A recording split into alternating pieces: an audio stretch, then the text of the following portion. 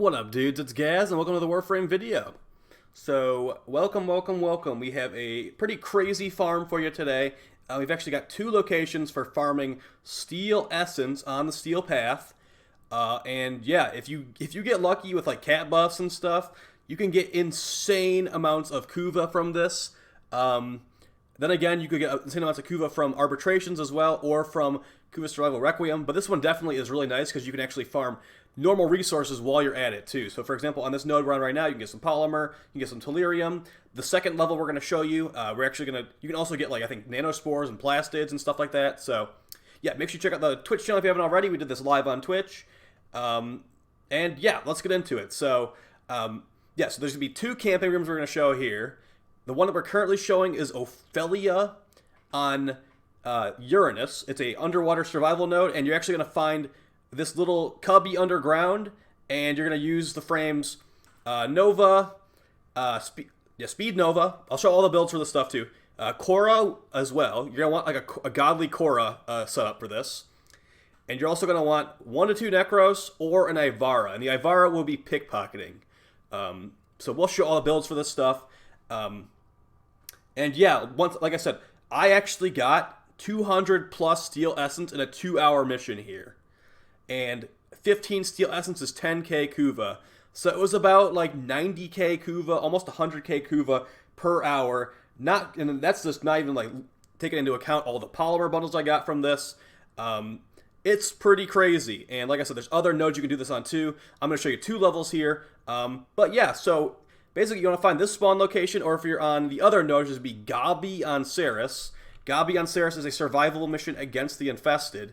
You're going to actually find a camping room and just get ready to turn your brain off and spam Khora 1, because that's what this pretty much is. So, like I said, the setup we did for this was like those 4 frames. You could do other stuff too. Like we tried with a Protea in the Gabi gameplay I'll show you. So, but yeah, so first off, let's show the Nekros build. Now, of course, Nekros' build doesn't matter too much, but something you want to keep in mind here, since you're not be able to spam energy pads on the steel path, you're probably going to want everyone running Arcane Energize. And rank 5 is what you want, honestly. But yeah, so it's just a standard despoil Nekros build. The funny thing is, you're not even going to be fighting the enemies because they'll be CC'd the entire time in most situations. So you don't even need to really run defensive mods, but Nekros does want some defensive mods just so he has a larger health pool to pull from the spoil. So I don't normally run Energize on Nekros, but here you go. The Nekros build doesn't really matter as long as you have spoil and like maybe some range, maybe some health mods. You honestly just need a spoil, and that's pretty much it. So that is the Nekros build. He's just going to basically have his 3 active the entire mission. Oh yeah, another thing that's kind of important. If you're doing Ophelia on Uranus, you want to probably have some corrosive projections, because on the steel path, the enemy's health and armor is multiplied, I think, by 2.5. So it's actually kind of helpful to have some additional armor removal in the form of some aura mods. So here's the Speed Nova build. So for Speed Nova, you basically want to run Power Donation, and that Power Donation will actually give you some extra power strength on your Khora, which will make it so she deals more damage. It will also make, so if you didn't know this, negative power strength on Nova makes the enemies run faster when they're affected by her 4th ability, M Prime. So you want negative power strength on Nova. The way you do that is you do overextended, and you can do Power Donation. Power Donation is helpful, but if you don't want to do Power Donation, you can just do another corrosive projection in that slot as well, or Swift Momentum, so Khora can not have to put any combo duration mods on her build and just do crazy damage. As you can see, also, Arcane Energize on this build. Everyone should have Arcane Energize, just because it makes things a little bit easier for Khora. As you see, like, I'm constantly, like, I could literally just have, like, a spam clicker macro going here, because I am spamming my 1 that hard. So, basically, you want to place your string, for Ophelia, you want to place your string on them near those barrels right there, and just start whipping the wall. This is just what Khora does normally, so it's nothing that's, like, busted. I guess this room is kind of busted, honestly, but, yeah, this is just what Khora does, so. For the Khora build, let's quickly show the Khora build. Actually, let's show the Ivara build first, because the Khora build is going to take some more explanation. So for the Ivara build, you basically want high range and high duration, and then neutral strength, because Ivara's pickpocket, if you have negative strength, it won't guarantee extra loot drops. So high range, you can pickpocket the enemies through the wall. Ivara is another frame that can pretty much just AFK this. High duration, so it pickpockets faster, and that's pretty much it. You don't, like, it just works out that way. See, another Arcane Energize here. Everyone should have Arcane Energize. I've said like 3 times at this point. And you know, like I said, you can use a second Nekros instead of Ivara because you're killing so many enemies with Khora that only one Nekros might not be enough, to be honest. So, yeah, so the most important build of them all is actually going to be the Khora setup. So as you can see right here, I am using Viral on my stat stick. We have plenty of videos about Khora stat sticks on this channel. I suggest you to check them out if you want more in-depth explanation. But for this, we're actually going to be going with... So here's what I ended up running. Now keep in mind, I do have a pretty godly ribbon for the Jaw Sword, my stat stick of choice. If you don't have a godly ribbon, you might want to think about getting a ribbon for your stat stick. So we're going with Prime Pressure Point, Viral Damage, and we're actually going to run Weeping Wounds. I don't normally run Weeping Wounds on Khora, but since the enemies have so much armor and have really increased resistances, if you don't kill them in one hit, you'll get them a couple viral procs on them, and then they'll die in the second hit for sure. If you don't have a ribbon like this, you could probably just put on Sacrificial Steel in that last slot, which is going to give you some red crits. But I think we did some working around the build, and this ended up Blade of Truth seemed like it was more useful than Sacrificial Steel for this setup. So you could run Corrosive. I don't think the Corrosive would be bad at all. But this is what we ended up going with. I think the Corrosive would still be fine too. But yeah, we did Viral for this test. To be fair, I've only done this once. And I don't think at least for the Grenier, the Corrosive wouldn't be bad. Keep in mind, if you are fighting against the Infested, for the second build we show you, you're actually going to want to put gas damage on your Khora stat stick. You don't have to. The Infested are pretty easy to kill. You could just do Corrosive for them.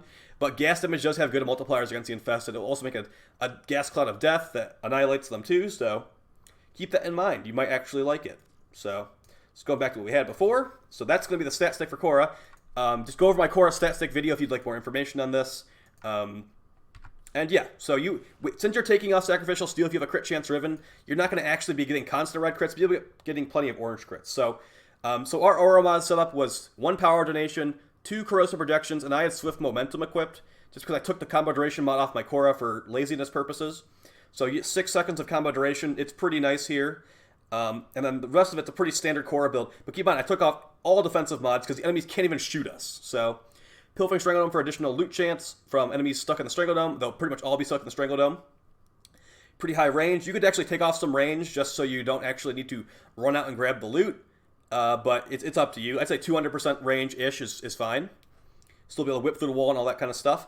And then Accumulating Whip Claw is going to actually make it so if you just keep spamming whip like I do, you will get a ton of extra damage, and it will kill everything. So definitely keep an eye on that one.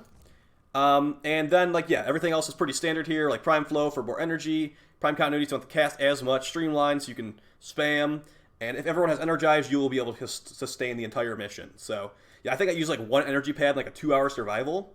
So, yeah, keep that one in mind. We're running Naramon Focus School on Khora. You could run Zeneric on the other characters, I guess. And then the other very important thing for this is the Smeeta Kavat. So we've actually got Smeeta Kavat with the Charm ability. Most important mod in the entire setup, honestly. 28% chance every 27 seconds to bestow the owner with good fortune. If you get mega lucky, you can get 64 Steel Essence from 1 drop. If you have, but yeah, I didn't mention this either. You need to have both of the boosters going too, the blue booster and the orange booster, to make this happen. But yeah, I got 64 Steel Essence from 1 drop, and that's how I got such ridiculous amounts of Steel Essence at the end of this mission. I'll show the quick turn-in right here. At the end, this is all from 1 mission, by the way. I went to Teshin with, how much Kuva? 40,000 Kuva. And I'm like, hey, Teshin, look what I found. Turn it all in, 280 from 1 mission, 2 hours. I go from 40,000 to 249,000. So, yeah. Actually, I think it was 60,000. So it was 180k. Pretty insane. You can get both the ephemeras and some of the armor pieces all in 1 mission if you do it right and you get lucky. Now, like I said, keep in mind, if you are not super lucky with your cat, you will be getting nowhere near as much Steel Essence as I did. But it is technically possible, so I want to make sure you guys knew about this. And now that we showed Ophelia, that's quite a bit of Ophelia. Let's show Gabi on Sarah. So now for this team, we did not have the most optimal setup. We had Sentinels with rad damage. People were running around and stuff. So what you want to do on this node is actually you want to chill right there by those lockers.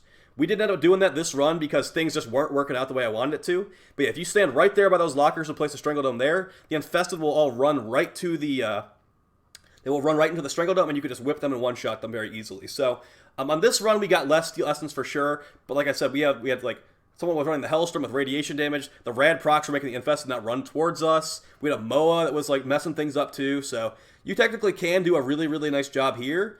But yeah, do keep in mind, you do want a blue booster and an orange booster. It's so crucial, guys. You need an orange booster and a blue booster for this, or you're just not doing it the right way. So if you want to like grind out the ephemera, grind out the armor sets, grind out some Kuva, I'd say spend the plat, get some boosters, trade some prime parts for those boosters. Another thing is that this is actually a lot more dangerous than Ophelia because you can't have the cheese room underground. You need to find this tile spawn, which is a little bit more annoying than find that room on Ophelia. Oh yeah, by the way, if you're trying to get this to go down, you need to reset the node. Like just keep reloading the mission until you get the room you want. So if you want to reset a run, have the host abort the mission, and it usually takes your teammates with you to orbit. And you can relog it.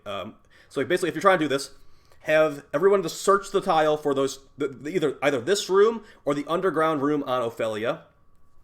And yeah, if someone finds it, waypoint it. Everyone runs over there. Get your Khora Strangle Dome set up. Get your Speed Nova set up, and all that kind of stuff. And like I said, we had a Protea in this squad too. I'd say a second Nekros. As long as you have Energizers on everybody, you don't need a Protea. So. Not that Protea is bad, but yeah, especially, oh yeah, by the way, after Helmut Subsume comes out, there will be no need for Protea, because you know why?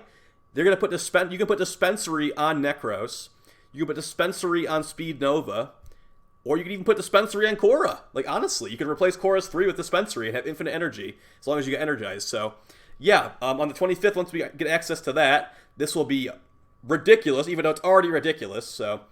yeah, doesn't Khora look kind of broken? Yeah, I think so too. But, you know, this does work, and that spot in Ophelia has been a thing for a long time, so don't expect it to get nerfed anytime soon. And this spot on Gabby, it also works pretty well as well. So, like I said, we're getting a bunch of different resources here that you wouldn't get in Kuva Survival Requiem. Kuva Survival Requiem is not always available, unfortunately, and Kuva Survival Requiem does require you to have Requiem relics to get the most out of your time. So, that's basically going to be it for the video. I'm pretty sure I showed everything that I wanted to show here. Like I said, I got 280-ish Steel Essence in 2 hours. That is like 90k Kuva per hour. And yeah, that's really, really nice. I guess you could technically turn that in for relics too if you wanted, but Kuva is at least more important to me. As you see, here is the gas jaw sword build. Definitely check out that Khora stat stick video from like a couple weeks ago if you'd like more information on the Khora stat stick. It goes pretty in-depth. Goes over every stat for a Riven and all that. And yeah, you don't really need power strength on Khora, so keep that one in mind. Hope you enjoyed this video. There will be new videos coming out every day on this channel, so make sure you sub if you have not already. And I will talk to you guys next time. Oh, by the way, I didn't get trade banned at all for this, so it is safe from no trade ban, apparently. I don't know. We'll see you tomorrow if I get trade banned. Either way, talk to you guys next time. Peace.